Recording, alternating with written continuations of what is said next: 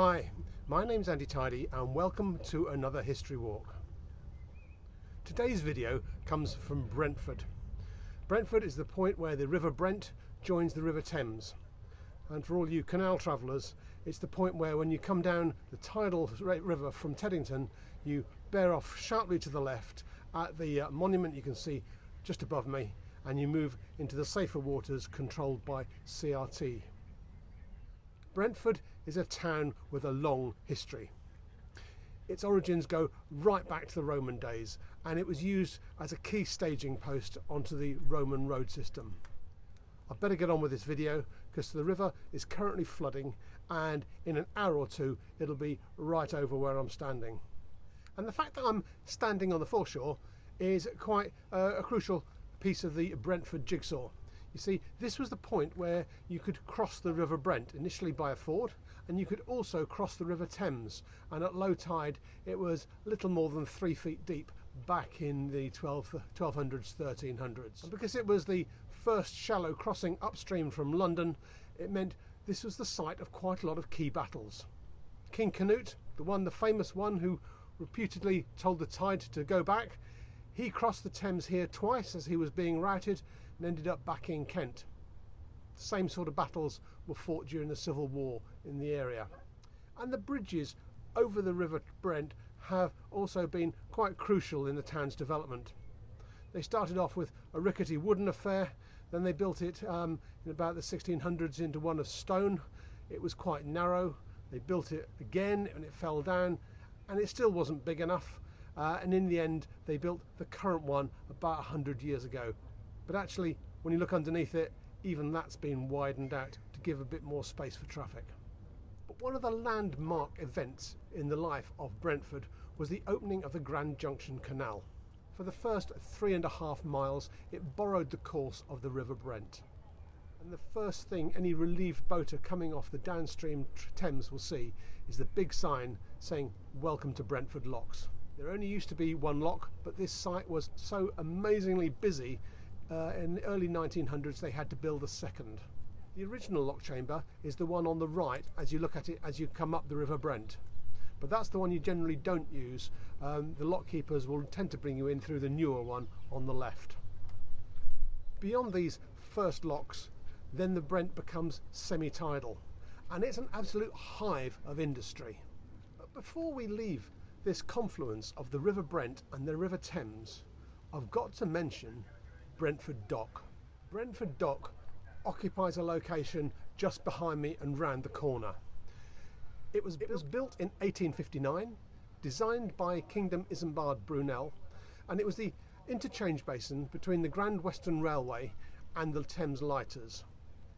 The docks were absolutely heaving, and it's said that at one point in time the volume of traffic running through the Brentford docks represented 10% of the transshipment between sea and land in the UK. As with the other London docks, they fell into decline in the 1960s and they were no longer needed.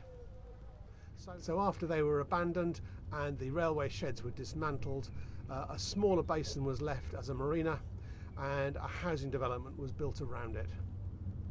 It's quiet, it's residential, it's private. I've got a few distant shots of it, but it's not a place to go and intrude.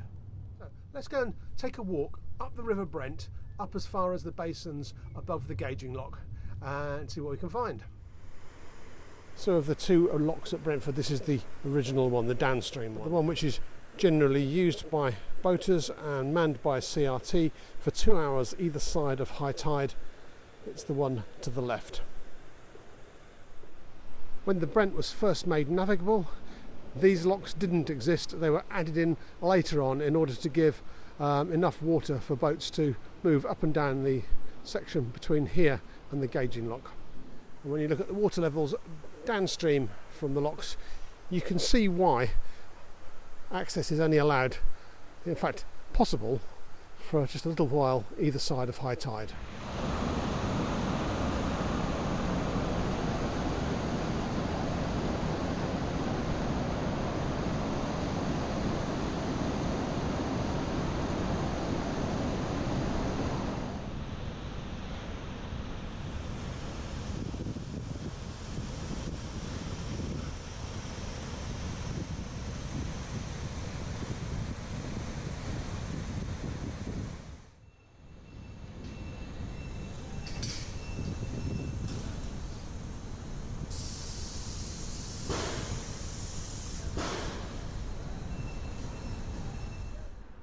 I just love the way all the accoutrements of boat building and boat maintenance are just sprawled out across the whole area.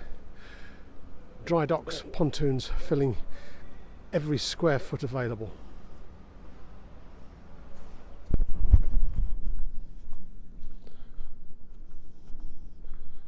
Gaining access to follow the course of the Brent takes a little bit of perseverance, but you can work your way through, mostly keeping to the edge of the river. And so we arrive at Brentford Bridge and the site very close to Brentford Ford.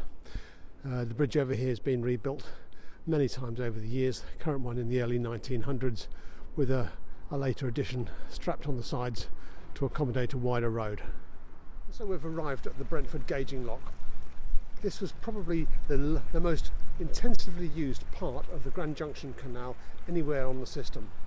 All the boats from Birmingham and the Midlands came down here, they loaded up with the produce and they went back again. The place was absolutely heaving with narrowboats and Thames lighters.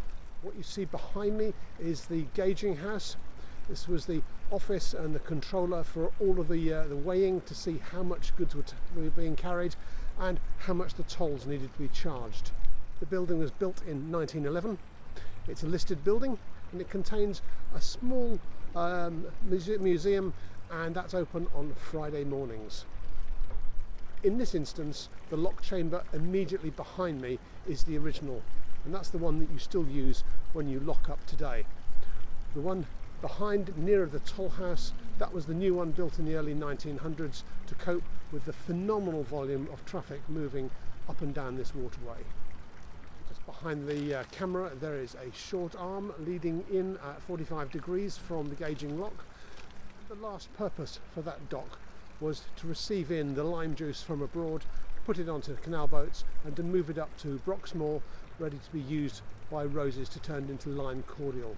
The juice contract ran from 1947 until 1981. To say that this area has been redeveloped is a gross understatement. Even when I came through here as a child, it was just a wilderness of old abandoned warehouses. If I came here 15 years ago, there was a bit of redevelopment work, but there wasn't a boat to be seen. Here we are in the year 2019, and it's pretty much all been redeveloped. But that's not entirely a bad thing. I mean, it's found a new lease of life. It's got a great community around it, and it's a thriving part of Brentford. Now, while I can applaud all this redevelopment, there is something really rather lovely about the old and the antiquated, the dilapidated entrails of an industry long gone. And here at the far end of the basin, the canopied wharves do still exist. The roofs are gone, kind of made safe, and these are now the visitor moorings at the end. But yeah, it's nice to still see some of the old relics persist. So that's the end of my short historical walk around the waterways of Brentford. This was the terminus of the mighty Grand Junction Canal. It carried huge volumes of traffic whilst it was still operational. Today it's merely a shadow of its former self, but it's an area that's well worth a visit if you happen to be moored here for a while waiting for the tides to turn so that you can go move up to Teddington. So I hope you've enjoyed this episode, and I'll see you again soon. Bye.